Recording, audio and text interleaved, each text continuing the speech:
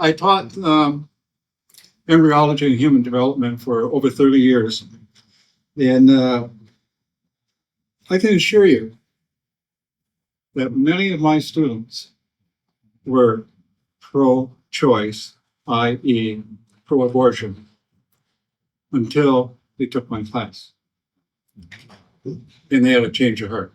There's no doubt in my mind, because many of them came to my office and told me of things that changed in how they think. And that's what it's all about, educating our youth. Informed consent, if you will. Before they make a decision, they should have all the information.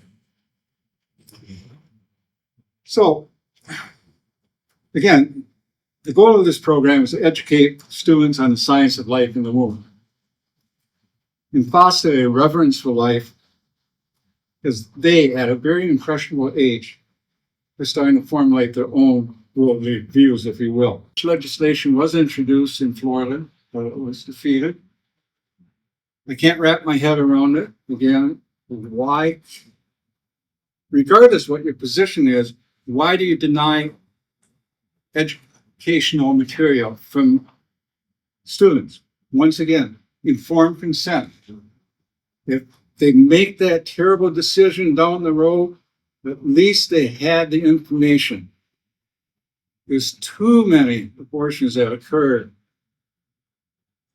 where the mother has no idea what's going on. Because, after all, just a clump of cells, right? I want to share a couple of scenarios with you. I call it the Jack and Jill and baby Olivia scenarios. Jack and Jill, we're going to have a baby. They weren't expecting a baby. They're having a baby. Semantics mean a lot. If someone says so-and-so is expecting, politely say, no, she's not expecting. She already has a baby. So back to the Jack and Jill and Olivia scenario. Jack and Jill found out they're going to have a baby. And they're ecstatic, super excited. Fixing the nursery up, baby furniture, baby clothes. They even picked out a name for the baby girl, Olivia, Jill's grandmother. When Olivia was about 21 weeks old in Jill's womb, Jack and Jill received a phone call from the regional office. There was a manager offering them once in a lifetime career-changing opportunity. However, this opportunity is going to require a lot of travel, even international travel. You can almost see on the expression when they were talking to the manager, my gosh, what are we going to do? We're going to have a baby.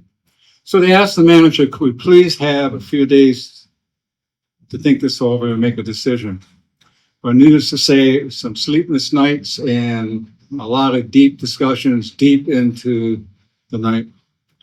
They arrived at a decision. It's too great an opportunity to pass up.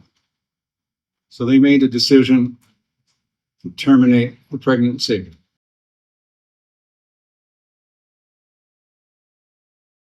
Same couple, Jack and Jill. This time, when Olivia is 21 weeks old, she decides she wants out. And she was prematurely born. Now, Olivia is in the nursery, in a crib, when Jack and Jill get that same phone call from the regional manager with the offer. They didn't hesitate. So we certainly appreciate this, sir, for giving us this opportunity, but we can't accept we have a baby. So when Olivia was 21 weeks old, in a different location, same age, different location in the womb, she can be legally killed. When Olivia is 21 weeks old, same age, but in a different location in the nursery, she's protected by all the laws that protect us. So help me out here.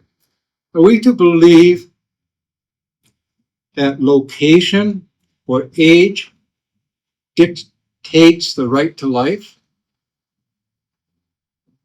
In the womb, legally, your life can be ended.